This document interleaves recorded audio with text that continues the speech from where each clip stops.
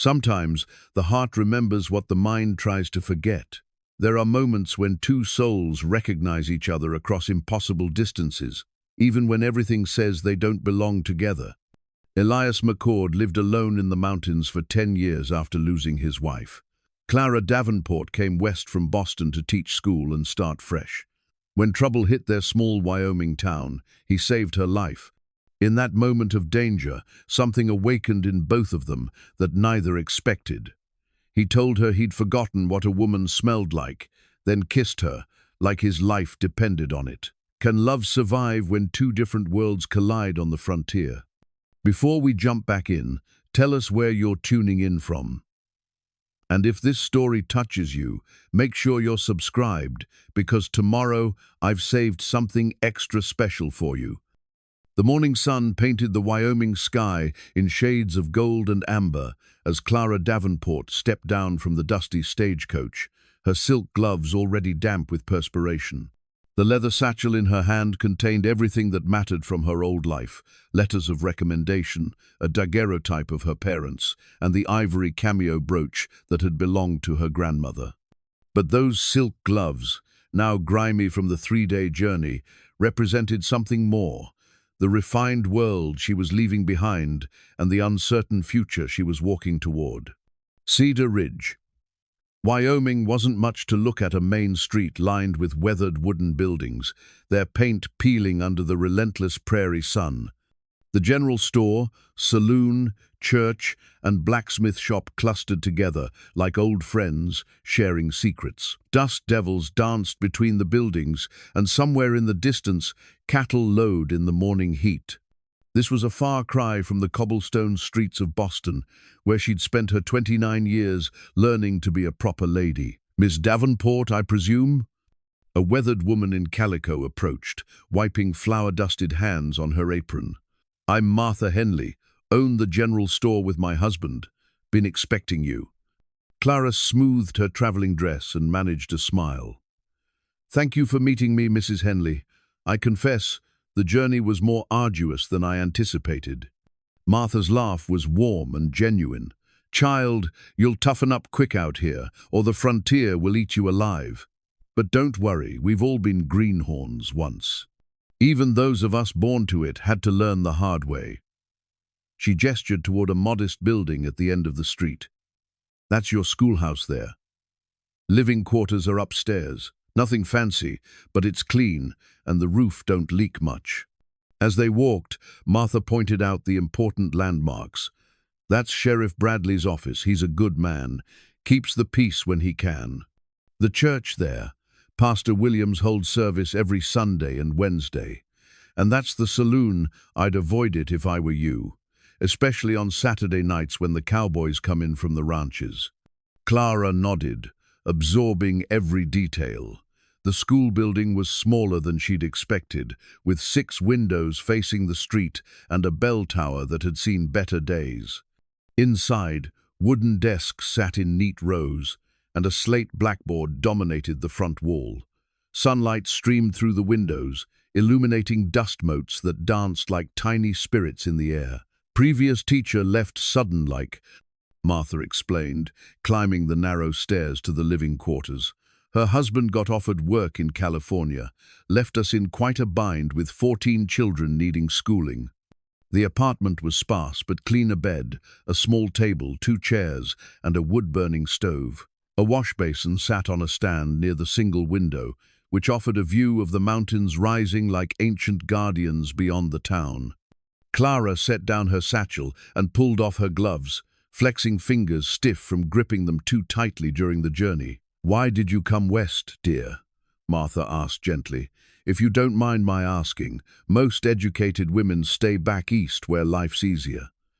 Clara was quiet for a moment, watching the mountains through the window. "Sometimes staying in familiar places can be the hardest thing of all, Mrs. Henley. I needed to discover what I was truly capable of, away from expectations that weren't my own." Martha nodded knowingly. "Ah, man trouble then?" "You could say that." Clara's voice carried the weight of unspoken disappointments. I was engaged to a banker's son. A good match, everyone said. Secure future, proper social standing. But I realized I was becoming someone I didn't recognize, living a life that felt like wearing someone else's clothes. And so you answered our advertisement for a teacher. I did, though I confess I may have underestimated what frontier life would demand of me. Martha patted her shoulder. We all did, honey, every last one of us. While Clara settled into her new home, 20 miles away in the high country, Elias McCord was splitting wood outside his cabin. The rhythmic thunk of the axe against pine logs echoed across the mountain meadow where he'd made his solitary home. At 37, he moved with the fluid grace of a man who'd spent decades living on his own terms, his buckskin clothing worn soft from years of use. The cabin itself was a testament to patience and craftsmanship, hand-hewn logs chinked with mud and moss, a stone chimney that drew clean, and windows that looked out over a vista most men would never see. Inside, the single room held everything necessary for survival. A bed he'd built himself, shelves lined with traps and tools, and a small collection of books wrapped in oiled cloth to protect them from moisture. But it was the silence that defined his world. No human voices, no wagon wheels on cobblestones, no church bells or crying children. Just the wind through the pines, the occasional call of an eagle, and the sound of his own breathing. For 10 years, this silence had been his companion, his refuge from a world that had taken too much from him. Sarah's grave sat beneath a towering ponderosa pine 50 yards from the cabin, marked by a simple wooden cross he'd carved with his own hands. He visited it every morning, speaking to her in low tones about the weather, the animals he'd seen, sometimes just sharing the comfortable quiet that had always existed between them. She'd been gone 7 years now, but the ache in his chest remained as constant as the mountain peaks on the horizon. Today felt different, though he couldn't say why. Maybe it was the way the light fell across the valley, or the restless energy he'd felt since waking. Something was stirring in the world below, some change in the pattern of things that his instincts had learned to recognize. After a decade of reading the wilderness like other men read newspapers, he trusted these feelings. By afternoon, his monthly supply run could no longer be postponed. The last of his coffee had run out 3 days ago, and his ammunition was running low. More importantly, old Doc Peterson had asked him to check on a sick horse at the Weatherby Ranch, and Elias never ignored a request for help, even if it meant venturing back into the world of people and their complicated lives. He saddled his mare, Patience, a sturdy mountain horse with intelligent eyes and a steady temperament. She'd been his only companion for the past 5 years, and she seemed to understand his moods better than most humans ever had. Together, they began the long descent toward Cedar Ridge, following game trails and old mining roads that wound through aspen groves and granite outcroppings. The town looked smaller every time he returned, as if it was slowly being swallowed by the immensity of the landscape around it. But today there was something new, a woman in a blue dress sweeping the steps of the schoolhouse, her movements graceful and deliberate. Even from a distance, he could see she didn't belong here, carried herself like someone accustomed to gentler surroundings. At the general store, Martha Henley greeted him with her usual mixture of warmth and curiosity. "Elias McCord, as I live and breathe. Haven't seen you since spring. You're looking thin. Are you eating properly up there in those mountains?" "I manage fine, Mrs. Henley." His voice carried the rusty quality of someone who spoke mainly to horses and the occasional passing hawk. "Need some supplies. Coffee, ammunition, salt." "Of course. Oh, you should know we have a new school teacher. Came in from Boston yesterday. Miss Clara Davenport, educated woman, very proper. She'll be teaching our young ones to read and cipher." Elias nodded politely, though he had little interest in the comings and goings of townfolk. His business was with the wilderness, not with proper ladies from back east who'd likely be on the next stagecoach home once they discovered what frontier life actually demanded. As Martha gathered his supplies, Sheriff Tom Bradley entered, his badge catching the afternoon light. A good man in his 50s who'd kept the peace in Cedar Ridge for 15 years, Tom had always treated Elias with respect, understanding that some men needed distance from civilization to heal whatever wounds they carried. "Elias," Tom nodded. "Glad you're here. Been meaning to talk to you. We've had some trouble lately, cattle going missing from the ranches north of town. Professional job, not just rustlers looking for beef. Someone's organized, moving herds at night, covering their tracks. You think they'll bring their business to town?" "Maybe. Would be good to know you're keeping your eyes open up in the high country. See anything unusual, I'd appreciate hearing about it." Elias considered this as he paid for his supplies. Organized cattle thieves meant men with experience and planning, the kind who wouldn't hesitate to eliminate witnesses or obstacles. That made them dangerous to everyone in the territory, including proper school teachers who didn't understand how quickly civilized behavior could disappear when money and desperation were involved. As he loaded his supplies into saddlebags, commotion erupted at the far end of the street. Shouts, the sound of running feet, then gunshots cracking across the afternoon air like thunder. Without thinking, Elias moved toward the sound, his hand automatically checking the Colt at his hip. The scene unfolded in seconds that felt like minutes. 5 men on horseback had burst into the main street, firing into the air and shouting demands. One had dismounted outside the bank, while the others controlled the street with drawn weapons. People scattered like startled birds, shopkeepers diving behind doorframes, children crying as their mothers pulled them into alleys. And there, frozen on the schoolhouse steps like a deer in torchlight, stood the new teacher in her blue dress, her face pale with shock, but her chin raised with a courage that surprised him. The nearest gunman was wheeling his horse toward her, probably seeing an easy hostage or target. Without conscious thought, Elias moved, his mountain-trained reflexes taking over. In 3 long strides, he reached the schoolteacher, wrapped his arm around her waist, and pulled her behind the heavy freight wagon parked in front of the general store. She landed against him with surprising softness, her breath coming in quick gasps.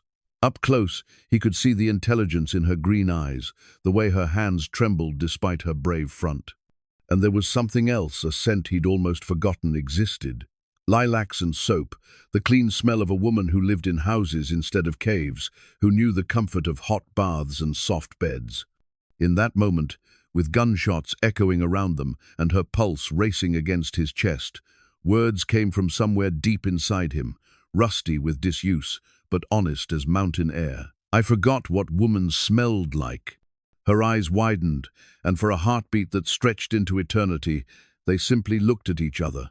Then, driven by something stronger than logic or propriety, he kissed her. It wasn't gentle or practiced, it was the kiss of a man who'd been alone too long, desperate and grateful and shocked by his own need. Her lips were soft under his, and for just that moment, the gunfire faded and the world narrowed to the space between them. When they broke apart, she stared at him with wonder and confusion, one hand pressed to her lips. The sounds of the real world crashed back, horses galloping away, men shouting, Sheriff Bradley calling for everyone to stay down until the all clear. But Elias McCord, mountain man and hermit, found himself looking into the eyes of Clara Davenport, schoolteacher and refugee from civilization, and realizing that something fundamental had just changed in both their carefully ordered worlds. The wanted poster arrived with the morning mail, carried by a circuit rider who'd picked it up in Cheyenne. Sheriff Tom Bradley unfolded the weathered paper on his desk, studying the crude drawings and bold lettering that spelled out trouble for Cedar Ridge. "Wanted, dead or alive, the Garrett Gang," the poster proclaimed. Jake Garrett, leader. $5,000 reward, known for cattle rustling, bank robbery, and murder. Extremely dangerous, last seen moving west through Colorado territory. Tom sighed and pinned the poster to his office wall next to the other notices that had accumulated over the years. $5,000 was serious money, the kind that drew serious manhunters. It also meant the Garrett gang was serious trouble, the kind that left towns burned and good people dead. 3 days had passed since the attack on Cedar Ridge's main street, and the town was still recovering from the shock. The gang had made off with $200 from the bank and several horses from the livery stable, but more importantly, they'd shattered the illusion of safety that frontier communities depended on for survival. Clara stood at the front of her classroom, trying to maintain normalcy while her students fidgeted in their seats. The events of 3 days ago had left everyone on edge, including the children. 8-year-old Tommy Patterson kept glancing toward the windows, while his older sister Mary had been jumping at every unexpected sound. "Now then," Clara said, smoothing her grey wool dress, "who can tell me what we learned yesterday about the Oregon Trail?" Little Sarah Wickham raised her hand tentatively. "That it was hard and people died? That's certainly part of the story," Clara replied gently. "But what else? What about the courage it took? The hope that drove families to risk everything for a better life?" The discussion that followed was subdued, lacking the usual enthusiasm she'd come to expect from her students. She understood their unease after witnessing armed men terrorizing their town. It was difficult to focus on lessons about distant history when danger felt so immediate and real. As the children worked on their arithmetic, Clara found her thoughts drifting to Elias McCord. She hadn't seen him since that shocking moment behind the freight wagon, when he'd spoken those rough words and kissed her like a man drowning. The memory sent heat rushing through her in a way that both thrilled and frightened her. She'd come west to escape one kind of life, only to find herself confronted by possibilities she'd never imagined. There had been something raw and honest in his kiss, something that spoke to parts of herself she'd kept carefully buried beneath layers of propriety and expectation. A commotion outside interrupted her thoughts. Through the schoolhouse windows, she could see riders approaching 5 men on horseback, moving with the casual confidence of those accustomed to taking what they wanted. Her blood ran cold as she recognized the leader from 3 days ago, a tall man with a black beard and cold eyes that seemed to catalogue everything as either useful or expendable. "Children," she said quietly, "move away from the windows, quickly now, but don't run." Young Tommy Patterson's face had gone pale. "Is it them again, Miss Davenport? The bad men?" Before she could answer, the schoolhouse door burst open. Jake Garrett stood in the doorway, his long coat dusty from the trail, a Colt revolver hanging loose in his right hand. Behind him, 2 of his men took positions that blocked any escape. "Well now," Garrett said, his voice carrying a soft drawl that made the words somehow more menacing. "What have we here?" "A proper schoolmarm and her little scholars." Clara stepped protectively in front of her students, her heart hammering against her ribs. "This is a school, sir. These are children. Whatever business you have in Cedar Ridge, surely it doesn't involve them." Garrett's laugh was like gravel grinding. "Oh, but it does involve them, ma'am.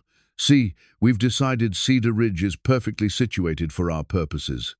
Good grazing land, water access, and far enough from the railroad to give us time to work. But we need the townspeople to understand their new situation." He moved further into the room, and Clara caught the smell of unwashed clothes and violence that seemed to cling to him like smoke. "You're going to help us with that understanding, schoolmarm.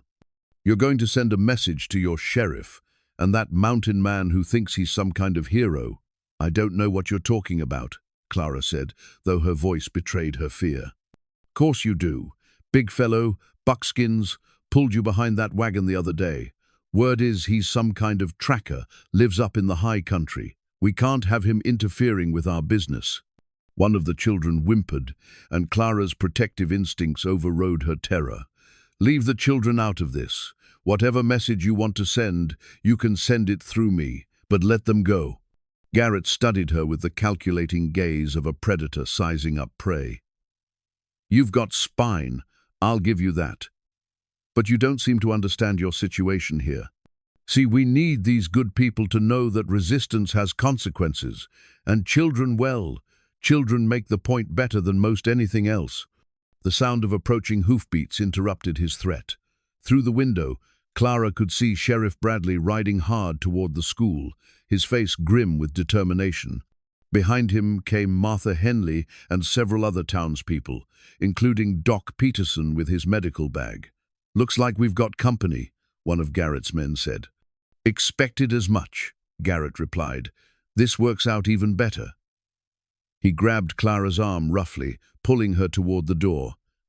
"You're coming with us, schoolmarm. These children can deliver our message." "No," Clara tried to pull away, but his grip was iron strong. "Listen up, children," Garrett called out as he dragged her toward the door. "You tell Sheriff Bradley and that mountain man that we've got their pretty teacher. They want her back. They'll need to discuss terms, and those terms don't include any heroics or tracking parties." As they reached the doorway, a shot rang out from somewhere behind the school. Garrett cursed and shoved Clara roughly toward his waiting horse. "Mount up! We've got company!" The next few minutes were chaos. More gunshots erupted as townspeople took defensive positions. Clara found herself thrown across the saddle of Garrett's horse, the world spinning as they galloped away from Cedar Ridge toward the broken country north of town. Behind them, Sheriff Bradley and his hastily assembled posse gave chase, but the gang had planned their escape route well. Within minutes, they disappeared into the maze of canyons and arroyos that carved the landscape like old scars. At his mountain cabin, Elias McCord was shewing patience when he heard the distant gunfire echoing across the valley. The sound carried differently in the thin mountain, air sharper, more urgent than the casual shooting that sometimes accompanied celebrations or hunting parties. He straightened, listening intently. There another volley, then silence. His instincts, honed by years of survival in dangerous country, told him this wasn't random violence. This was organized, purposeful, and it was coming from the direction of Cedar Ridge. Without hesitation, he saddled Patience and began the rapid descent toward town. As he rode, his mind kept returning to green eyes and the scent of lilacs, to a brave woman who'd stood her ground when gunmen threatened her students. The protective fury that rose in his chest surprised him with its intensity. By the time he reached Cedar Ridge, the immediate danger had passed, but the aftermath was written in the grim faces of the townspeople gathered outside the schoolhouse. Sheriff Bradley met him at the edge of town, his expression grave. "They took her, Elias. The Garrett gang, they took Miss Davenport." The words hit him like a physical blow. "When?" "Hour ago, maybe less. Rode north toward Devil's Canyon. I've got a posse ready, but Garrett's got a head start, and he knows we'll be coming." Elias dismounted, his jaw tight with controlled rage. "How many men?" "5 that we've seen. There might be more." "There are." Elias studied the tracks in the dirt, reading the story they told. "These horses are fresh, but they're carrying extra weight. They've got supplies for a long stay, which means they're not just passing through. They're setting up somewhere." Tom nodded grimly. "That's what I figured. Question is, where?" Elias was already moving, examining the hoofprints and broken vegetation that marked the gang's passage. His years in the mountains had taught him to read sign like other men read books, and what he saw here told a clear story of confident men who weren't particularly worried about being followed. "Devil's Canyon," he said finally. "There's only 3 ways out once you're in there, and 2 of them require ropes. If they're planning to stay in the territory, that's where they'd fought up. Can you track them?" Elias looked toward the north, where the broken country rose in jumbled ridges and hidden valleys. Somewhere in that maze of stone and shadow, dangerous men held a woman whose courage had touched something in him he'd thought dead and buried. "I can track them," he said quietly. "Question is whether you want them brought back alive." The sheriff studied the mountain man's face, seeing something there that hadn't been present 3 days ago. "I want Miss Davenport back safely. How you accomplish that is up to you." Elias nodded and remounted Patience. As he rode north toward the broken country, one thought echoed in his mind like a prayer. He'd forgotten what woman smelled like, but he'd be damned if he'd forget what woman felt like in his arms. Not again. Not ever again. Clara found herself bound and seated against a boulder in what the outlaws called Devil's Canyon, a maze of red rock walls that rose like ancient cathedrals around their makeshift camp. Her captors had been riding hard for 2 hours, following game trails and creek beds that would make tracking difficult even for an experienced frontiersman. Jake Garrett crouched beside a small fire, studying a hand-drawn map while his men tended their horses and cleaned their weapons. The casual efficiency of their movements told Clara these were experienced outlaws, men who'd made a profession of violence and theft. "Comfortable, schoolmarm?" Garrett asked without looking up from his map. "As comfortable as one can be when kidnapped by criminals," Clara replied, pleased that her voice remained steady despite the fear coursing through her veins. Garrett chuckled. "Got spirit, I'll give you that. Most Eastern ladies would be crying by now." He folded the map and stood, walking over to where she sat. "Question is, how much is that spirit worth to your mountain man friend?" "I hardly know, Mr. McCord, if you think he'll risk his life for a stranger." "Oh, but you're not strangers, are you?" Garrett's eyes held a knowing glint. "My boys saw that little scene behind the freight wagon. Man doesn't kiss a woman like that unless she means something to him." Clara felt heat rise in her cheeks but kept her expression neutral. "You're mistaken. It was merely the confusion of the moment." "Maybe. Guess we'll find out soon enough." 20 miles away, Elias knelt beside a stream where the gang's horses had stopped to drink. The tracks told him they were moving with purpose, not randomly fleeing. These men knew the country, or at least one of them did. More troubling, they seemed confident enough to take time for rest stops, which suggested they weren't particularly worried about pursuit. His hand went unconsciously to the worn gold band he still wore on a leather cord around his neck. Sarah's wedding ring, the one physical reminder of the life they'd shared. For 7 years, it had been a weight of memory and guilt, a chain that bound him to the past. Now, for the first time since her death, he felt the stirring of something that might challenge that bond. Sarah had been 19 when they married, mountain-born and raised to frontier life. She'd known how to read weather and sign, could skin a deer and birth a calf with equal skill. She died in a blizzard while he was away checking trap lines, caught by a sudden storm that turned their valley into a white hell. He'd found her 3 days later, frozen in their cabin, and the guilt had nearly destroyed him. Clara Davenport was everything Sarah hadn't been: educated, refined, born to gentler circumstances. Yet, there had been something in her eyes during that moment of danger, a core of strength that reminded him what it felt like to want to protect someone, to feel responsible for another person's happiness and safety. The tracks led deeper into the broken country, following deer paths and ancient stream beds that would challenge even an experienced tracker.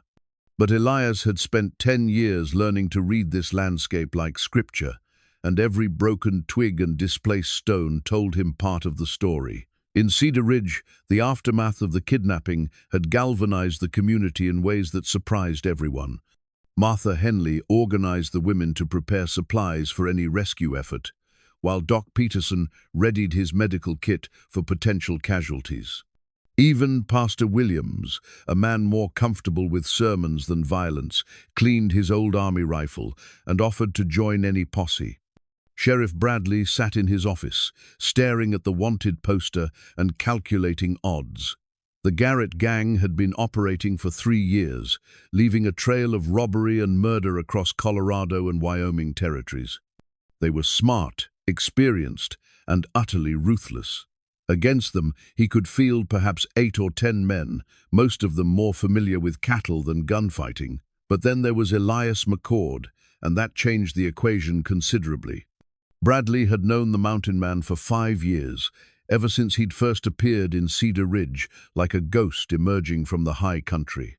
There were stories about Elias's past hints that he'd been more than just a trapper before his self-imposed exile, whispers about skills that went beyond tracking and hunting.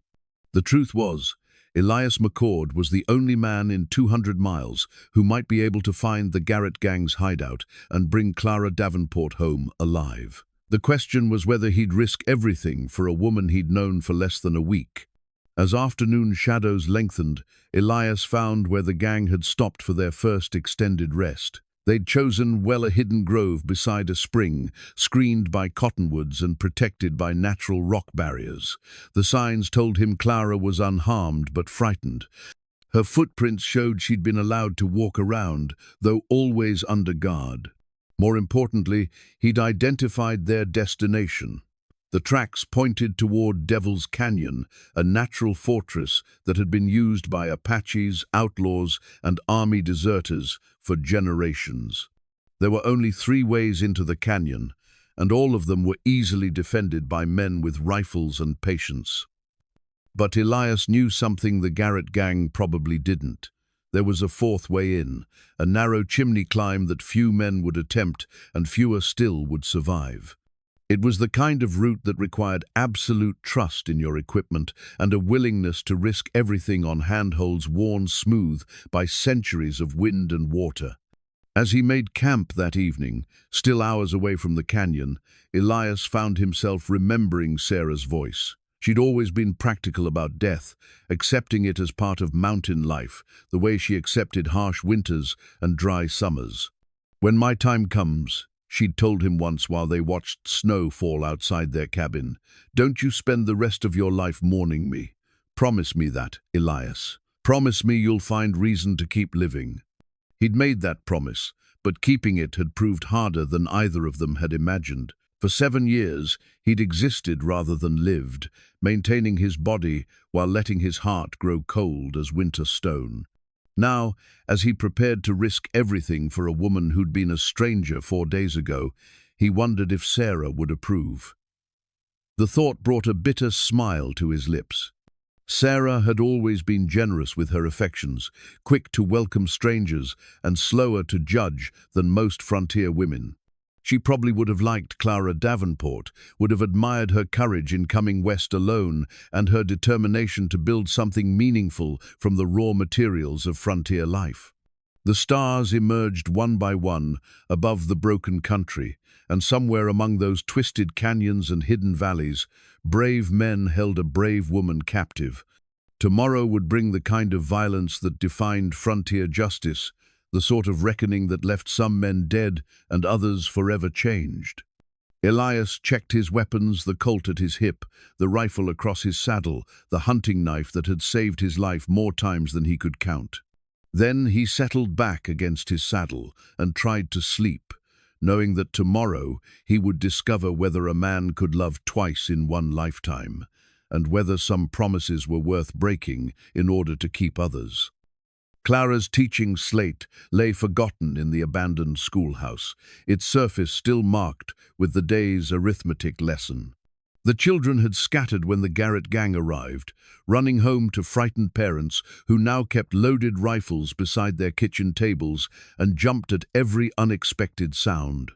In the canyon, Clara observed her captors with the methodical attention she'd once devoted to lesson planning. Knowledge, she'd learned, was often the difference between life and death, and these men held her life in their calloused hands. Jake Garrett was clearly the leader, older, more calculating than the others, with the kind of patience that made him dangerous. His second-in-command, a lean man called Pike, watched her with predatory eyes that made her skin crawl. The other 3 were followers, dangerous in their unpredictability, but lacking the cold intelligence that made Garrett truly terrifying. They'd been riding together long enough to work as a unit, but not so long that they'd lost their individual edges of cruelty and greed. "Tell me about your mountain man," Garrett said, settling beside the fire as evening shadows crept across the canyon floor. "There's nothing to tell. I barely know him.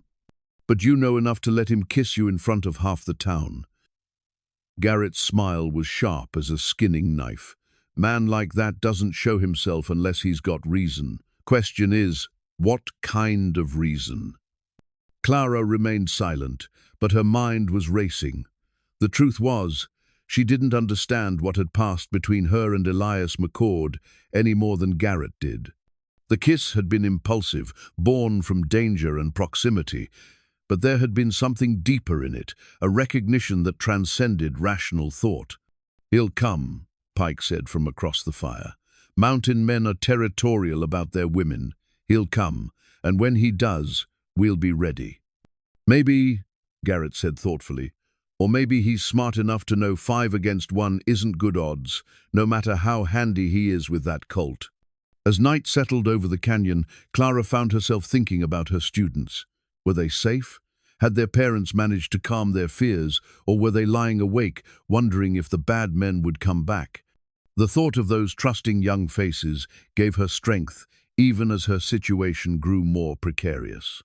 Miles away, Elias had reached the rim of Devil's Canyon. Below him, the maze of red rock walls twisted and turned like a serpent carved from stone. Somewhere in that labyrinth, Clara Davenport waited for rescue or death, and 5 desperate men prepared to kill anyone foolish enough to attempt either. The main entrance to the canyon was a narrow gap between towering walls, easily defended and impossible to approach without being seen. The second entrance was little better, a steep trail that switched back down the eastern wall, exposed to rifle fire for most of its length. The third was a treacherous descent that required ropes and skill, but ended in a box canyon with no way out. But the fourth way, the route Elias had discovered during his early years in the mountains, was different. It was a chimney climb up the back wall of the canyon, a vertical crack in the rock face that a man could wedge himself into and climb by pressing his back against one wall and his feet against the other. It was dangerous, exhausting, and would leave him exposed if anyone happened to look up at the wrong moment. It was also his only chance of reaching Clara before the gang decided she was more trouble than she was worth. As he prepared his equipment, Elias found himself thinking about the woman who disrupted his carefully ordered solitude. There had been courage in her eyes when she faced down armed men to protect her students, the kind of quiet bravery that reminded him why some things were worth fighting for. Sarah had possessed that same courage, the frontier woman's ability to face hardship without complaint and danger without panic. But where Sarah had been shaped by mountain life from birth, Clara had chosen to embrace the frontier, despite being raised for gentler circumstances. That choice, Elias realized, might require even greater courage. The climb began just after midnight, when the moon was high enough to provide light, but the camp below would be settled into sleep patterns. Elias moved like a shadow up the rock face, his muscles burning with the effort of supporting his weight against gravity's relentless pull. Halfway up, he paused to rest, pressed into the narrow chimney like a fly on a wall. Below him, the canyon floor lay in darkness, broken only by the dying embers of the gang's fire. He could make out the shapes of sleeping men wrapped in blankets, and the smaller figure that had to be Clara, positioned where any escape attempt would wake her guards. The final 100 feet were the worst, where the chimney narrowed and the rock became smooth from centuries of water flow. By the time he reached the canyon floor, Elias was exhausted, and his buckskin shirt was torn in 3 places. But he was inside their perimeter, and that changed everything. He spent an hour observing the camp, learning the rhythm of the guards, and identifying escape routes. Pike was on watch, making a slow circuit of the camp every 15 minutes. The others slept heavily, confident in their position and their leaders' planning. Clara lay apart from the outlaws, her hands bound but her spirit unbroken. Even in sleep, she maintained the dignity that had first caught his attention, as if her breeding and education were armor against the degradation of captivity.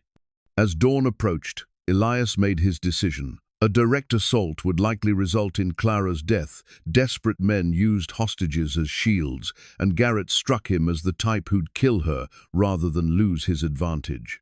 But there might be another way, a strategy that would require patience and nerve, but offered better odds of success.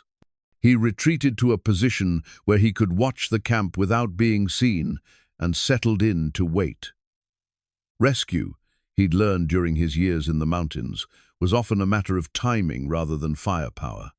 The right moment could make one man worth five, while the wrong moment could turn heroes into corpses. As the sun rose over Devil's Canyon, painting the red rock walls in shades of gold and copper, Elias began the most important hunt of his life. But this time, he wasn't tracking animals for food or pelts. This time, he was hunting dangerous men who held something more precious than gold, the possibility of a future he'd thought buried forever in a mountain grave. The waiting began, and with it, the slow, careful dance between hunter and prey that would determine whether Clara Davenport lived to teach another class or died forgotten in a canyon that had already claimed too many lives. The hand-carved wooden horse was no bigger than a man's thumb, whittled from pine and smoothed to silk by patient hands. Elias had crafted it during the long winter nights when the wind howled through the canyon and sleep came hard. It was meant for little Sarah Wickham, Clara's youngest student, who'd shown him kindness the few times he'd ventured into town. Now, as he watched the outlaw camp from his hidden position among the rocks, the small horse felt like a talisman in his pocket, a reminder of gentler purposes and the life that waited beyond this deadly game of patience and positioning. Clara had been captive for 36 hours, and the strain was beginning to show. Even from his distant vantage point, Elias could see the exhaustion in her posture, the way she held herself carefully upright, despite the ropes that bound her wrists. But her spirit remained unbroken, evident in the straight line of her shoulders and the defiant tilt of her chin when Garrett addressed her. The gang leader had grown increasingly agitated as the hours passed without sign of pursuit.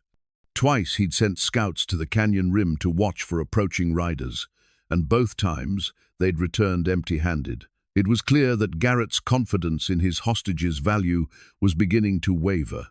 "Maybe your mountain man ain't as fond of you as we thought," Pike said during the midday meal, his voice carrying across the canyon floor to where Elias lay concealed. "Or maybe he's smarter than you gave him credit for," Clara replied calmly. "Perhaps he realizes that charging into an obvious trap isn't the best way to help anyone." Garrett's laugh was harsh. "Smart, maybe. But if he doesn't show himself soon, we might have to send a different kind of message to your sheriff friends." The threat hung in the air like smoke from their fire, and Elias felt his jaw tighten with controlled rage. He'd spent the previous night moving closer to the camp, identifying weaknesses in their perimeter and planning multiple approaches. But every scenario he considered ended with Clara in the line of fire, and that was a risk he couldn't accept. As afternoon shadows crept across the canyon, an opportunity finally presented itself. Two of the gang members, a stocky man called Bronson and a younger outlaw who answered to Kid, decided to explore a side canyon they'd spotted during their arrival. Garrett agreed to let them go, reducing his force from 5 to 3 and spreading his remaining men thinner. Elias watched them ride out, noting their direction and estimating their likely return time. This was the break he'd been waiting for, but it would require perfect timing and more than a little luck. As the exploring party disappeared into the maze of side canyons, Elias began his approach. He moved like a ghost through the broken rock, using every shadow and depression to mask his advance. The skills that had kept him alive in hostile country for 15 years, first as a soldier, then as a frontiersman, served him well in this deadliest of games. Clara sensed the change before she saw anything concrete. Some shift in the quality of silence, perhaps, or the subtle alteration in bird calls that often announced a predator's presence.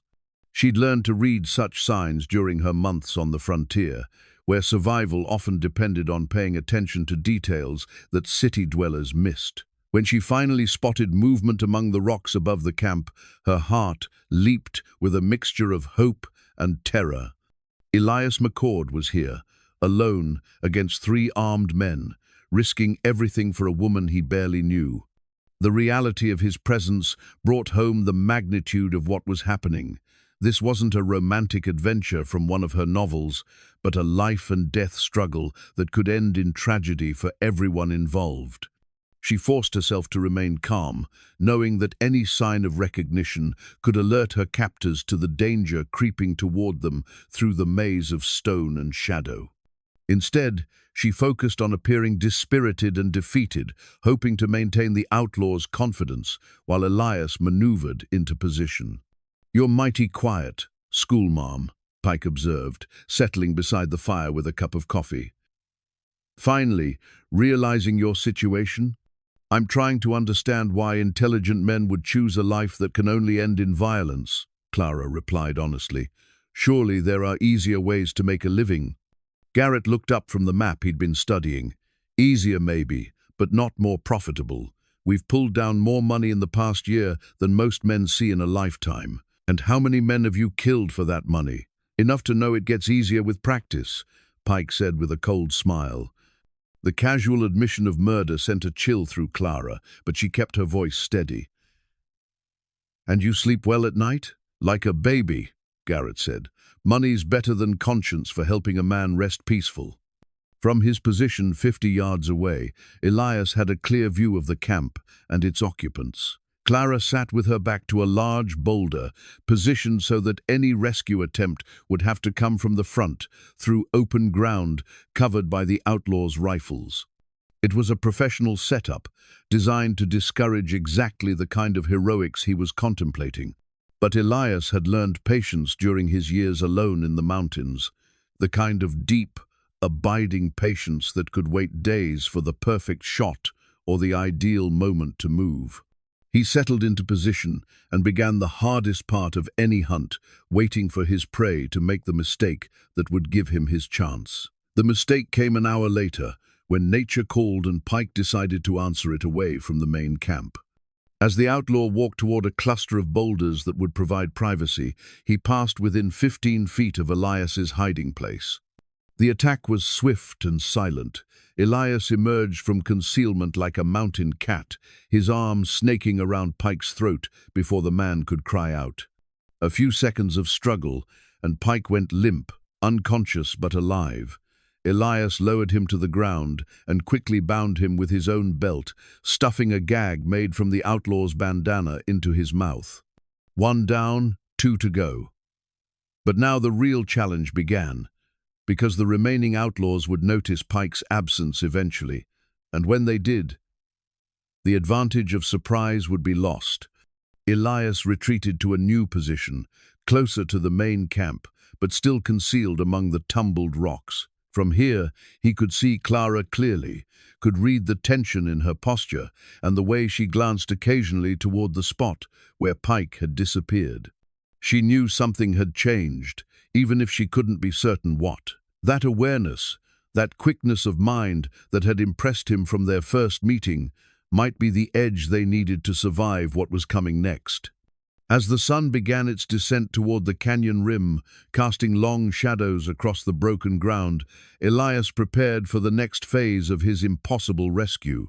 2 outlaws remained, both alert and suspicious, both positioned to use Clara as a shield if threatened. But he had something they didn't: the patience of a hunter and the desperation of a man who'd finally found something worth dying for.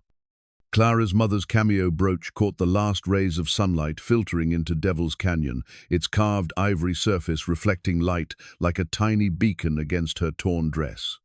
The brooch had been a wedding gift from her grandmother, passed down through 3 generations of proper Boston women who'd never imagined their descendant would find herself bound and captive in a Wyoming canyon. She fingered the brooch carefully, working at the clasp with movements so small they wouldn't attract attention. The pin was sharp enough to cut rope if given time and pressure. More importantly, it represented something her captors wouldn't expect: the possibility that a refined Eastern lady might possess the will and ingenuity to help engineer her own rescue. "Where the hell is Pike?" Garrett muttered, checking his pocket watch for the 3rd time in 10 minutes. The outlaw leader's patience was wearing thin, and that made him dangerous in ways that went beyond mere violence. "Maybe he fell asleep," suggested the remaining gang member, a nervous young man who'd been growing increasingly jumpy as the afternoon wore on. "Pike, don't fall asleep on watch," Garrett said flatly. "Something's wrong." Clara kept her expression neutral, but her pulse quickened. If Elias was out there, and she was increasingly certain he was, then Pike's absence could only mean one thing. The rescue she'd hoped for was beginning, and with it, the most dangerous hours of her captivity. Garrett stood and checked his rifle, working the lever action with practiced ease.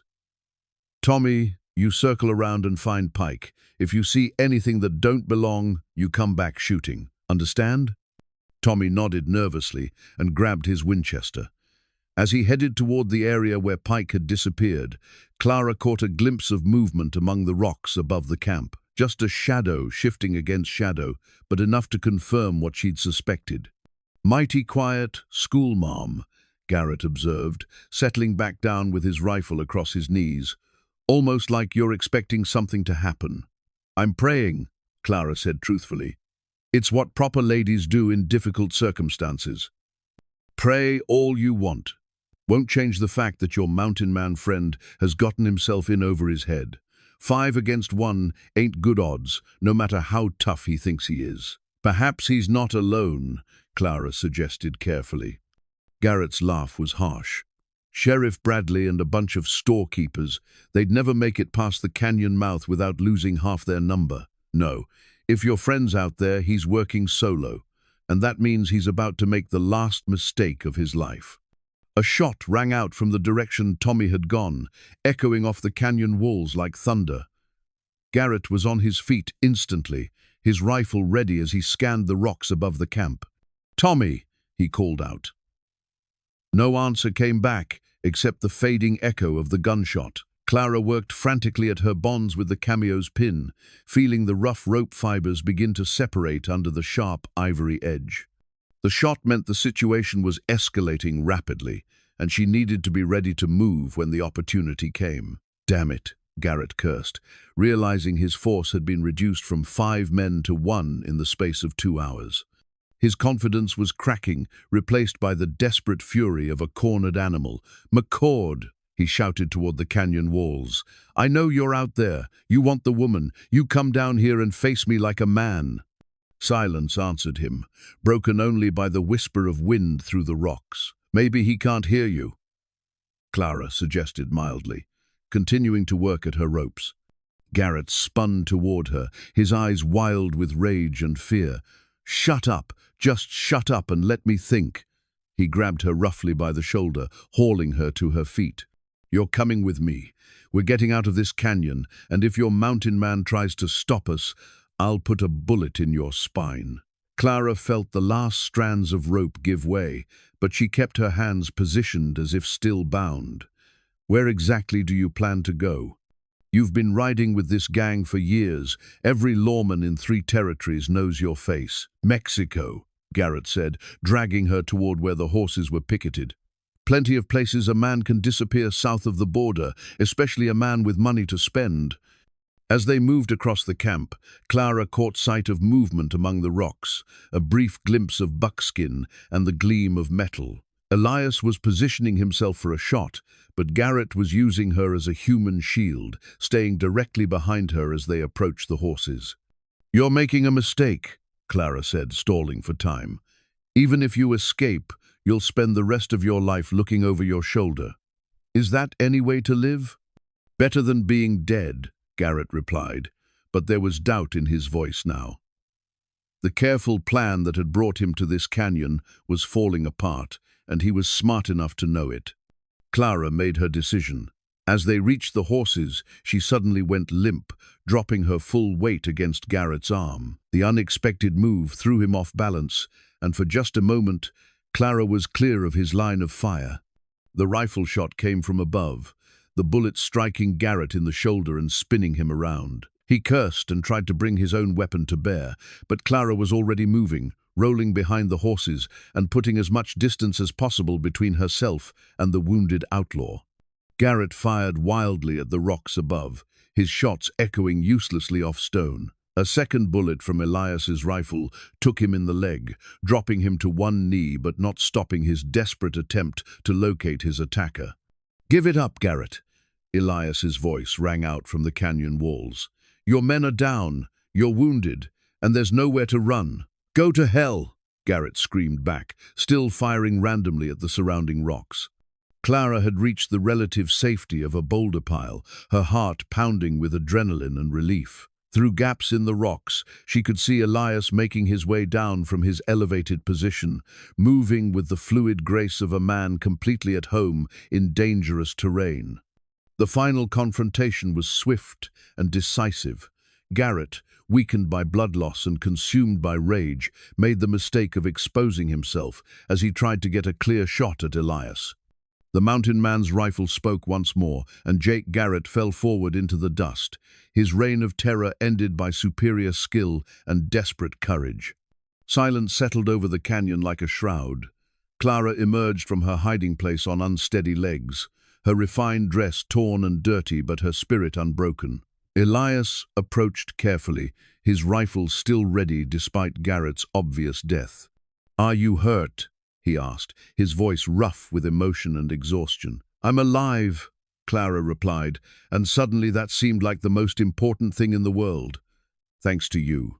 They stood facing each other across the body of the man who'd threatened to destroy everything they might have built together. The moment stretched between them, heavy with unspoken possibilities and the knowledge that they'd both risked everything for something that neither fully understood. Elias reached into his pocket and pulled out the small wooden horse he'd carved during the long winter nights. "Made this for little Sarah Wickham," he said quietly. "Thought you might want to give it to her when we get back." Clara took the tiny figure, marveling at the delicate craftsmanship that revealed so much about the man who'd created it. "You have gentle hands for someone so dangerous," she observed. "Had to learn to be both," Elias replied. "Gentle enough to carve toys, dangerous enough to protect what matters." As they prepared to leave Devil's Canyon behind, Clara realized that her mother's cameo brooch, the symbol of her refined past, had been lost somewhere during the struggle. But looking at the simple wooden horse in her palm, she found she didn't mind. Some things, she was learning, were worth more than the treasures of the past. Sheriff Tom Bradley's badge gleamed dully in the lamplight of his office as he pinned it to Elias McCord's buckskin vest. The old lawman's hands shook slightly, whether from emotion or the pain of his wounds, Clara couldn't tell. What she could see was the weight of responsibility passing from one man to another, like a torch being handed down through generations of those who chose to stand between civilization and chaos. "Been wearing this star for 15 years, Tom said, his voice hoarse from the bullet that had grazed his throat during the ambush. "Never thought I'd be handing it over like this." The attack had come at dawn, 3 days after Elias brought Clara back from Devil's Canyon. The Garrett gang, it turned out, had been larger than anyone suspected. Jake Garrett's death had only eliminated the advance team. The real threat came from his brother Cole and 8 hardened outlaws who'd been waiting in the hills north of town for word that Cedar Ridge was secure. When that word never came, Cole Garrett had decided to take the town by force, leading his men in a coordinated assault that caught the community completely off guard. The attack had been swift and brutal, designed to break resistance before it could organize. Sheriff Bradley had been shot down in the first minutes, along with 2 townsmen who'd tried to rally a defense. Only Elias's wilderness-honed reflexes had prevented a complete massacre. He'd been at the livery stable when the shooting started, and his tactical response had turned a rout into a fighting retreat. But the cost had been too high for a community that had never asked for war. "This isn't your fight," Clara said quietly, as Elias adjusted the unfamiliar weight of the badge. "You don't owe this town anything." Elias looked at her with those steady grey eyes that had first captured her attention. "Maybe not. But I owe you something, and you care about these people. That makes it my fight." The transformation in him was subtle but unmistakable. The mountain hermit was disappearing, replaced by something harder and more purposeful. Clara could see glimpses of the man he'd been before Sarah's death, someone accustomed to leadership and the weight of other people's lives. Besides, he continued, Cole Garrett won't stop with Cedar Ridge. He'll keep moving, keep killing, until someone stops him permanently. Might as well be here, might as well be now. Doc Peterson looked up from where he was tending Sheriff Bradley's wounds. The nearest federal marshals are in Cheyenne, 3 days' ride if the weather holds. We sent word with the morning stage, but 3 days might as well be 3 years, Elias finished. Garrett won't wait. He'll hit us again tonight, probably around midnight, when he thinks we'll be tired and careless. Martha Henley set down a tray of coffee cups with more force than necessary. So what do we do? Half the men are talking about loading their families in wagons and heading for Fort Collins. Running won't solve anything, Elias said firmly. Garrett's got 8 men and a grudge. He'll hunt down anyone who runs, pick them off one by one on the open prairie. Our only chance is to make our stand here, where we know the ground and can control the approaches. Pastor Williams spoke up from his corner near the window. You're talking about turning our town into a battlefield. It's already a battlefield, Elias replied. Question is whether we fight or surrender. Clara found herself thinking about her students, scattered to homes throughout the territory as their families fled or prepared for siege. Little Sarah Wickham's family had been among the first to load a wagon, heading south toward her uncle's ranch near Colorado Springs. Tommy Patterson's father had barricaded his house and sworn to fight, while Mary Wickham's mother wept openly as she cleaned her late husband's rifle. What about the women and children who can't leave? Clara asked. Church basement, Elias said without hesitation. Stone foundation, thick walls, only one entrance. We can defend it if everything else goes wrong. The next few hours passed in a blur of preparation that transformed Cedar Ridge from a peaceful frontier town into an armed camp. Men who'd spent their lives farming and storekeeping learned to stack sandbags and create killing fields. Women who'd never touched weapons beyond kitchen knives practiced loading rifles and pistols under Doc Peterson's patient instruction. Clara found herself appointed to coordinate the defense of the church, a responsibility that would have terrified her 3 months ago, but now felt like a natural extension of her teaching duties. Instead of helping children with arithmetic, she was helping their mothers prepare for the possibility of widowhood. As afternoon faded into evening, Elias made his rounds of the defensive positions like a general inspecting his troops. But these weren't professional soldiers. They were ordinary people who'd chosen to risk everything rather than surrender their homes to outlaws and murderers. You know, this could go badly, Clara said, when he stopped by the church to check on the women's preparations. Could, Elias agreed, but it could also go very well. And either way, these people will know they didn't go down without a fight. Is that enough? Is that worth dying for? Elias was quiet for a long moment, his gaze fixed on the mountains that had been his home for so many years. I used to think the only thing worth dying for was something you'd already lost. Turns out I was wrong. Before Clara could ask what he meant, a shout from the street interrupted them. One of the lookouts had spotted riders approaching from the north, not the full gang, but 3 men carrying a white flag. Cole Garrett looked like a harder, meaner version of his dead brother. Where Jake had possessed a certain rough charisma, Cole radiated pure malevolence, the kind of casual cruelty that came from years of taking what he wanted and killing anyone who objected. "You've got something that belongs to me," he called out when he was still 50 yards from the main street. "My brother's body and his personal effects. I'm here to collect them." Elias stepped out into the street, his hand resting easy on the butt of his Colt. "Your brother's in the ground where he belongs. As for his effects, what makes you think a dead outlaw's property is worth more than the lives of innocent people?" Cole's smile was cold as winter stone. "Because I've got 8 good men who'll burn this town to the ground if I give the word. You want these people to live, you give me what I came for, and throw in that schoolmarm as compensation for my trouble." "Counteroffer," Elias said calmly. "You ride out now, and I'll let you keep breathing until the federal marshals catch up with you." The laugh that erupted from Cole Garrett was like breaking glass. You think that tin star makes you something special? I've killed more lawmen than you've probably met. Maybe, but you've never killed me. The parley ended there, with threats hanging in the air like gun smoke. As the three outlaws rode back toward their hidden camp, everyone in Cedar Ridge understood that the real battle was still to come. He'll attack at midnight, Elias told the assembled defenders as full darkness settled over the town. Classic outlaw tactic: wait until people are tired and jumpy, then hit fast and hard from multiple directions. "How do you know so much about outlaw tactics?" asked Jim Patterson, Tommy's father. Elias was quiet for a moment, and Clara saw something flicker across his face, old memories surfacing like fish in dark water. "Learned a few things during the war. Tactics don't change much, whether you're fighting Confederates or outlaws."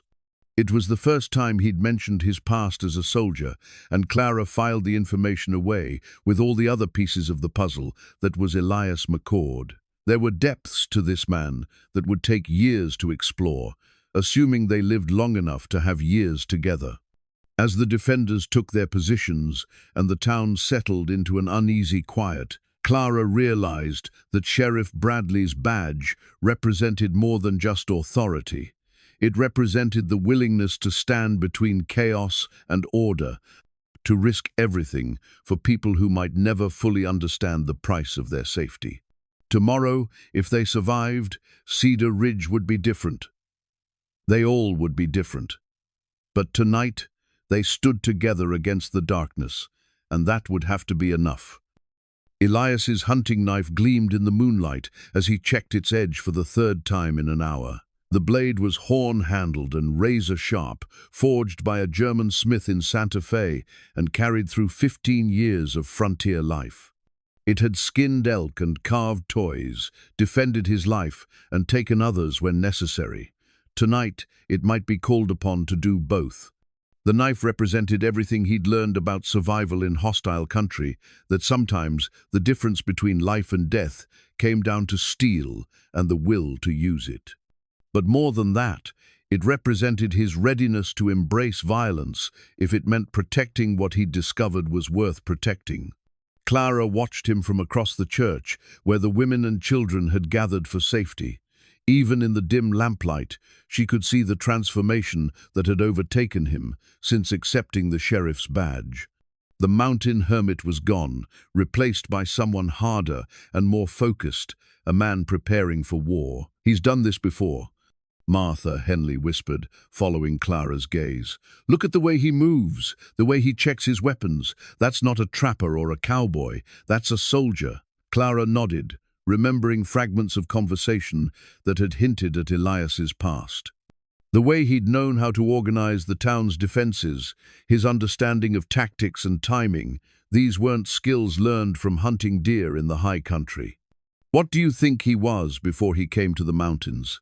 asked Emily Patterson, cradling her infant son while her husband prepared to fight in the streets above. "Someone who understood that leadership means making choices other people can't," Clara replied quietly. "Someone who learned that protecting what you love sometimes requires becoming something you'd rather not be." Outside, the town had settled into the peculiar quiet that preceded violence. Men crouched behind barricades and in doorways, their rifles loaded and their nerves stretched tight as piano wire. The saloon had been abandoned, its swinging doors moving gently in the night breeze like pendulums marking time until the storm broke. Elias made his final rounds, checking positions and calming nerves with the kind of steady presence that came from experience under fire. At the livery stable, he found Jim Patterson white-knuckling his old army musket.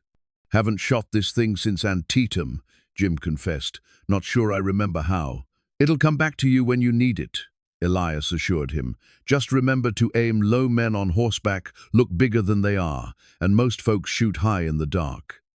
At the general store, he found Doc Peterson and two other men positioned behind overturned tables. The doctor had traded his medical bag for a Winchester and looked grimly determined to use it. "Any word from the lookouts?" Doc asked. "Nothing yet. But they're coming. You can feel it in the air." And he could. The same electric tension that had preceded every battle he'd ever fought, the sense of violence gathering like a thunderstorm on the horizon. Some men developed an instinct for such things, an ability to read the subtle signs that marked the transition from peace to war. As midnight approached, Elias found himself thinking about Sarah and the life they'd shared in the mountains. She'd known about his past as a cavalry officer, had listened without judgment as he'd told her about Shiloh and Chickamauga, about leading men into battles that left half of them dead and the survivors forever changed. War doesn't end when the shooting stops, she'd observed once while they watched snow fall outside their cabin. It just moves inside, where folks can't see it. She'd been right, of course. The war had continued inside him for years after Appomattox, a cold conflict between the man he'd been and the man he was trying to become. Only in the absolute solitude of the high country had he found something approaching peace. But now, preparing to fight again, he realized that peace without purpose was just another kind of death. Sarah would have understood that, would have approved of his choice to risk everything for a woman whose courage matched her own. The attack came at 12:30, announced by the thunder of hoofbeats and the wild yells of men drunk on violence and their own sense of invincibility. Cole Garrett had divided his force into 3 groups, 2 hitting the main street from opposite ends, while the third circled around to attack the church from behind. It was a sound, tactical plan that would have worked against most frontier towns. But Cole Garrett had made one crucial miscalculation. He'd assumed he was facing frightened civilians rather than a community organized by someone who understood warfare. The first shots came from the lookouts positioned on the rooftops, disciplined fire that dropped 2 horses and sent the lead group of attackers scrambling for cover. Return fire splintered wooden signs and shattered windows, but the defenders had prepared their positions well. From the church basement, Clara could hear the battle developing above the sharp crack of rifles, the deeper boom of shotguns, and underneath it all, the shouts of men fighting for their lives and the lives of those they protected. "How long will it last?" young Emily Patterson asked, her voice barely audible above the gunfire. "Until one side runs out of ammunition or nerve," Martha Henley replied with the grim practicality of a woman who'd lived through Indian raids and blizzards. "Either way, it won't be long." But Clara found herself thinking about Elias, somewhere in that chaos of muzzle flashes and cordite smoke, leading men who'd never asked to be soldiers but had chosen to fight anyway. The mountain man who'd kissed her behind a freight wagon seemed like someone from another lifetime, replaced by a warrior whose skills had been forged in the crucible of America's bloodiest conflict. The third group's attack on the church came exactly as Elias had predicted, a desperate rush through the darkness, hoping to overwhelm the defenders with speed and surprise. But the women waiting in the basement had prepared for this moment, and when the outlaws burst through the main doors, they found themselves facing not helpless civilians, but armed defenders who'd chosen to fight rather than surrender. Clara's rifle spoke twice in the lamplight, the recoil jarring her shoulder but her aim steady. Beside her, Martha Henley worked the lever of her Winchester with mechanical precision, while Emily Patterson proved that protecting one's child could transform even the gentlest soul into something fierce and uncompromising. The fight for the church lasted less than 5 minutes, but it was 5 minutes that transformed everyone involved. When the shooting stopped and the smoke cleared, 3 outlaws lay dead on the sanctuary floor, and the women of Cedar Ridge had discovered something about themselves they'd never suspected. In the street, the main battle was reaching its climax. Cole Garrett's carefully planned assault had devolved into a series of individual firefights as his men found themselves trapped between prepared positions and disciplined crossfire. The advantage of numbers meant nothing when those numbers were scattered and confused. Elias had positioned himself at the heart of the defense, moving between positions as the situation demanded, rallying men when they faltered and directing fire where it was most needed. This was what he'd been trained for during 4 years of war, not just to fight, but to lead others in fighting, to make the split-second decisions that meant the difference between victory and defeat. When Cole Garrett himself appeared at the end of the main street, silhouetted against the flames of a burning wagon, Elias knew the moment of final reckoning had arrived. Everything that had happened, Sarah's death, his years of exile, his rescue of Clara, the acceptance of the sheriff's badge, had led to this confrontation between two men who understood that some conflicts could only be resolved through violence. As he checked the loads in his Colt and loosened the hunting knife in its sheath, Elias McCord prepared to discover whether redemption was something that could be earned at gunpoint or whether some sins were too deep to be washed away by blood, no matter how righteously shed. The battle for Cedar Ridge was about to reach its conclusion, and with it, the question of whether love could triumph over violence, or whether some fights were too important to be won without becoming the very thing you were fighting against. In the church basement, Clara whispered a prayer for the man who'd shown her that courage came in many forms, and that sometimes the gentlest souls carried the heaviest burdens. Above her, gunfire continued to echo through the night, marking time until dawn revealed who had paid the ultimate price for the right to call Cedar Ridge home. Clara's dress was torn and stained with blood that wasn't her own, but she fought with the fierce determination of a mother protecting her cubs. The blue silk that had once marked her as a refined Eastern lady was now battle-scarred evidence of her transformation into something harder and more resolute. When the outlaws had breached the church, she'd discovered reserves of courage she'd never known existed. The rifle kicked against her shoulder like an angry mule, but her aim remained steady as she helped drive back men who'd never expected resistance from women and children. "Mrs. Patterson, take Emily and the baby to the back room," Clara called out as gunfire erupted again from the street above. "The rest of you, reload and check your ammunition." Martha Henley wiped blood from a cut on her forehead, where splinters from a shattered pew had found their mark. "Never thought I'd be fighting for my life in the Lord's house," she muttered, working fresh cartridges into her Winchester. "I don't think the Lord minds, given the circumstances," Clara replied, surprised by her own calm. 3 months ago, she'd been teaching children their letters. Tonight, she was commanding women in battle, and the transition felt as natural as breathing. Outside, the sound of gunfire was becoming more sporadic, but more intense, as if the battle was concentrating into fewer but deadlier confrontations. Through the broken church windows, Clara could see muzzle flashes, painting the darkness in brief, violent bursts of light. A new sound reached them, the heavy thud of boots on the church steps, followed by Cole Garrett's voice, cutting through the night like a rusty blade. "Ladies, I know you're in there, and I know you've got ammunition, but you can't stay holed up forever. Come out peaceable, and maybe some of you live to see morning." Clara exchanged glances with Martha, both women understanding that surrender meant death, just delivered with more cruelty and less honor. The outlaws hadn't ridden hundreds of miles to take prisoners. They'd come to send a message written in blood and terror. "What's your answer, schoolmarm?" Garrett called out. "I know you're the one giving orders in there.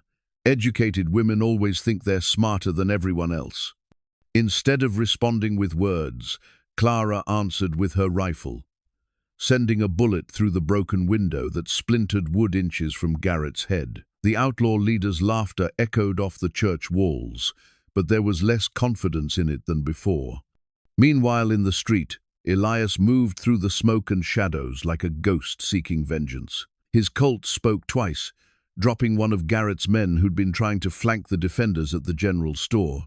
The hunting knife at his belt remained unused but ready, waiting for the moment when gunpowder and lead would give way to steel and determination. The tactical situation was improving.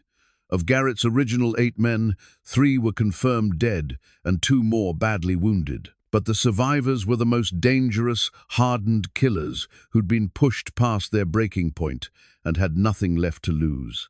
Doc Peterson appeared at Elias's side, his medical training forgotten in favor of the Winchester that had belonged to his father. Garrett's holed up in the saloon with 2 men. They've got good cover and all night to wait us out. Not if I can help it, Elias replied, checking his ammunition. 6 rounds in the Colt, a dozen more on his belt, and the knife that had never failed him when the situation turned desperate. A commotion from the direction of the church drew their attention. Smoke was beginning to seep from the building's broken windows, and the smell of burning wood carried on the night breeze. "They're trying to burn them out," Doc Peterson said grimly. Elias felt a cold fury settle over him, the kind of killing rage that had carried him through the worst moments of the war. Clara and the other women were trapped in that burning building, faced with the choice between fire and bullets, both equally fatal. "Cover me," he told Doc Peterson, then sprinted across the open street toward the church. Bullets whined around him, but his focus was absolute, narrowed to the single objective of reaching the women before the fire did. He burst through the church's main doors to find chaos. Smoke filled the sanctuary, and flames were licking up the walls where someone had thrown burning brands through the windows. In the basement, he could hear Clara's voice calling out orders, still calm, despite the growing inferno above. "Down here!" he shouted, his voice cutting through the smoke and confusion. Clara appeared at the basement entrance, her face streaked with soot, but her eyes bright with determination. Behind her came Martha Henley and the other women, carrying children and helping the wounded. "The back wall," Elias said quickly. "There's a door that leads to the cemetery. We can get you out, but we have to move now." As they began the desperate evacuation, gunfire erupted from multiple directions. Cole Garrett had positioned his remaining men to catch them in a crossfire as they emerged from the burning church, turning their escape into another deadly trap. But Clara Davenport had learned something important during her months on the frontier. Sometimes survival required becoming someone you'd never expected to be. And tonight, surrounded by fire and violence, she was ready to become exactly that. Jake Garrett's silver spurs lay scattered in the dust beside his brother's body, their ornate Mexican designs catching the first rays of dawn breaking over Cedar Ridge. The spurs had been a symbol of Cole Garrett's arrogance, stolen from a wealthy rancher in Colorado and worn as trophies of his contempt for law and order. Now they were just metal in the dirt, marking the end of a reign of terror that had claimed too many lives. The final confrontation had come as the church burned behind them, casting dancing shadows across the cemetery where generations of Cedar Ridge's dead lay in peaceful rows. Elias had emerged from the smoke, carrying little Sarah Patterson, while Clara led the other women to safety among the weathered headstones. Cole Garrett had been waiting for them, positioned behind a marble monument with his rifle ready and murder in his eyes. The outlaw leader's face was streaked with soot and blood, his clothes torn from the night's fighting, but his aim remained steady as death itself. "End of the line, mountain man," Garrett called out, his voice carrying the certainty of a man who'd never lost a gunfight. "You've cost me everything, my brother, my men, my reputation. Time to pay the bill." Elias set Sarah Patterson gently behind a large headstone, then turned to face the man who'd brought war to a peaceful town. His hand rested easy on his Colt, but his eyes held the cold calculation of someone who understood that this moment would define everything that came after. "Your brother chose his path," Elias replied calmly. "Same as you, same as me. Difference is, I'm walking away from this, and you're not." The shot that followed came not from Garrett's rifle, but from Clara's position near the church wall. Her bullet struck the marble monument inches from Garrett's head, showering him with stone chips and destroying his concentration for the split second Elias needed. The mountain man's Colt cleared leather with the fluid motion of 15 years' practice, but Garrett was too faster than his brother had been, with the reflexes of a man who'd survived by being quicker than death itself. Both guns fired simultaneously, their reports echoing off the church walls and rolling across the cemetery like thunder. Garrett's bullet tugged at Elias's buckskin sleeve, drawing blood but missing anything vital. Elias's shot took the outlaw leader center mass, the heavy .45 caliber slug stopping him like he'd run into a stone wall. But Cole Garrett wasn't finished.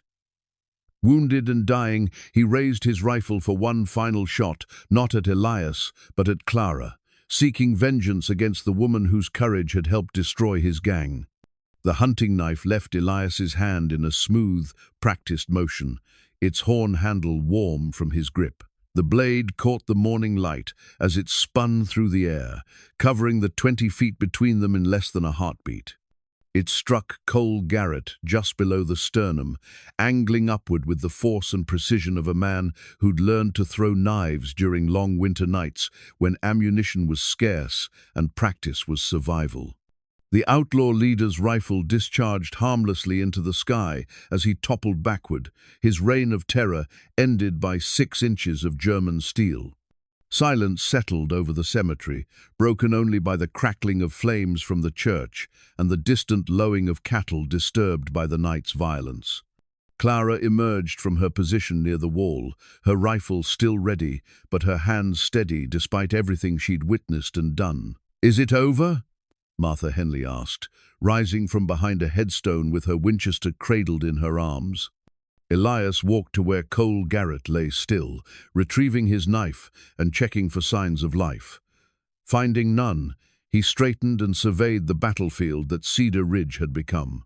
The saloon was riddled with bullet holes, the church was burning, and there were bodies in the street that would need burying come full daylight. "It's over," he confirmed, holstering his Colt with hands that didn't shake, despite the violence they'd just dealt.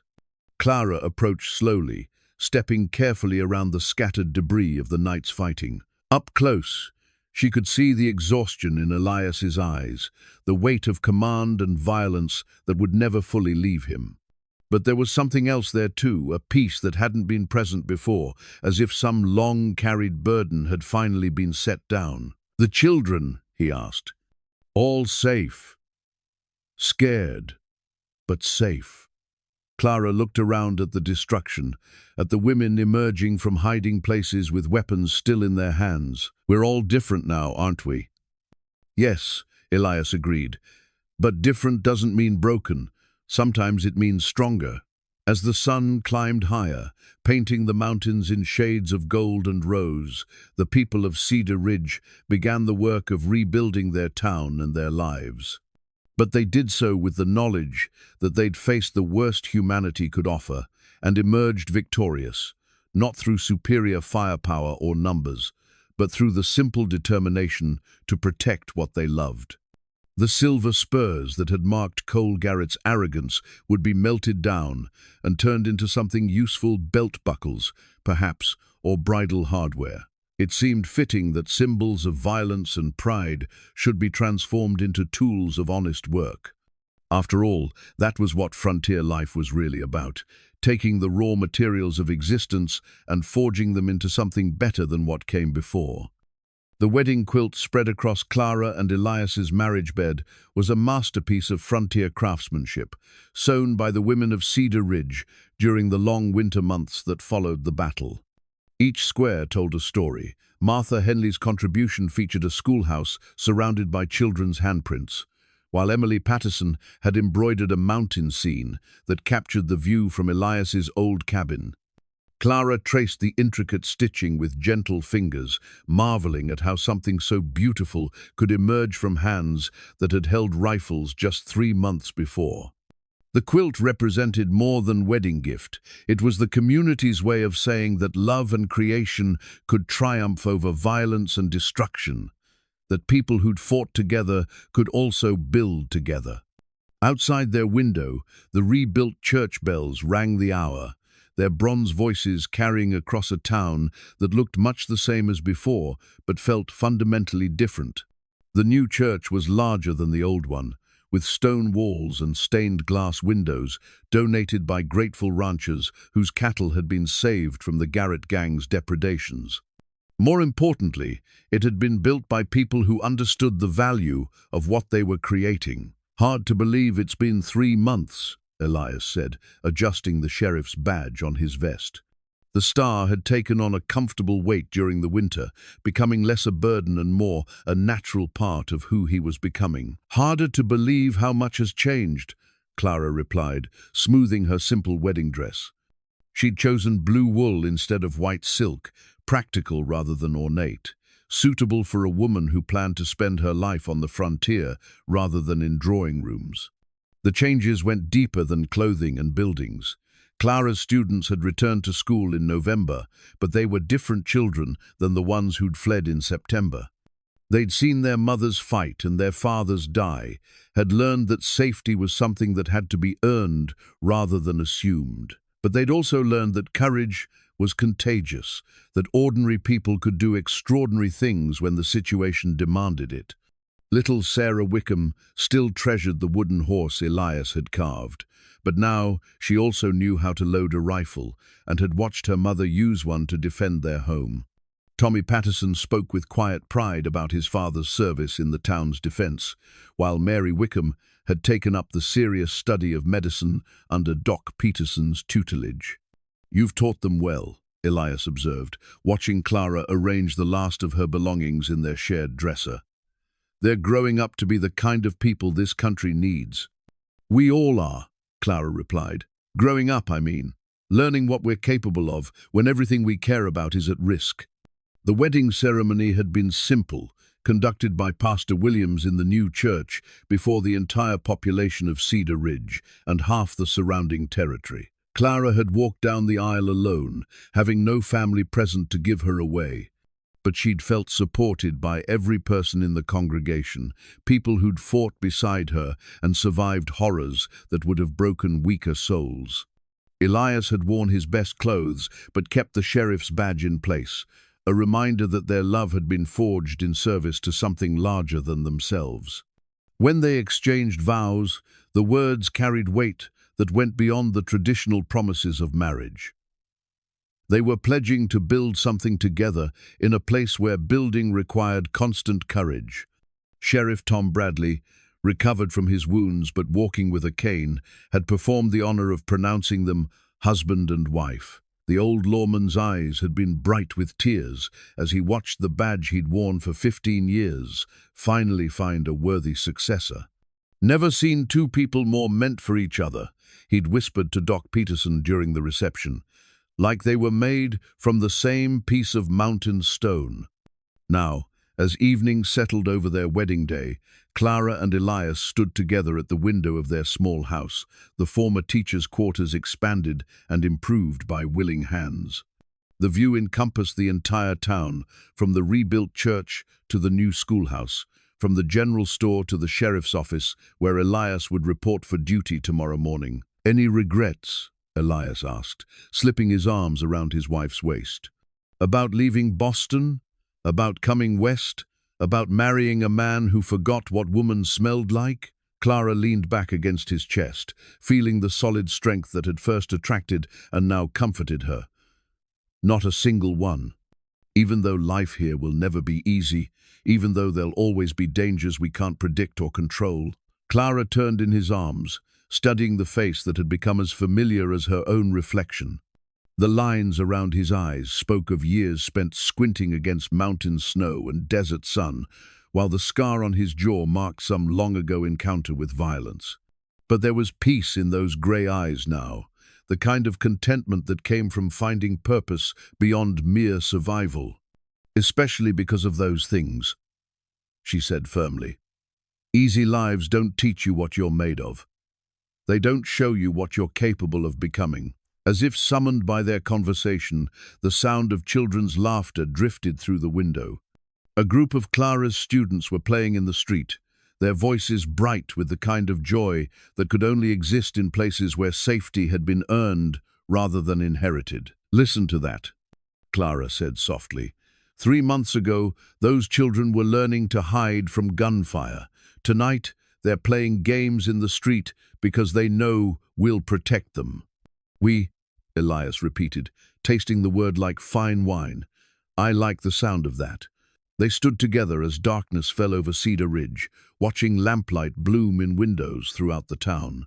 Each light represented a family that had chosen to stay, to rebuild, to trust in a future that required constant tending, but promised rewards that couldn't be measured in comfort or convenience. In the distance, the mountains rose like ancient guardians against the star-filled sky. Somewhere among those peaks lay the cabin where Elias had spent 10 years learning to live with grief. But that life seemed as distant now as Clara's existence in Boston, a necessary chapter in a story that had led them both to this moment, this place, this understanding of what love could become when it chose to serve something larger than itself. Tomorrow would bring new challenges, new responsibilities, new tests of the bond they'd forged in fire and sealed in commitment. But tonight they had each other, they had their community, and they had the quiet satisfaction of knowing that some promises were worth any price required to keep them.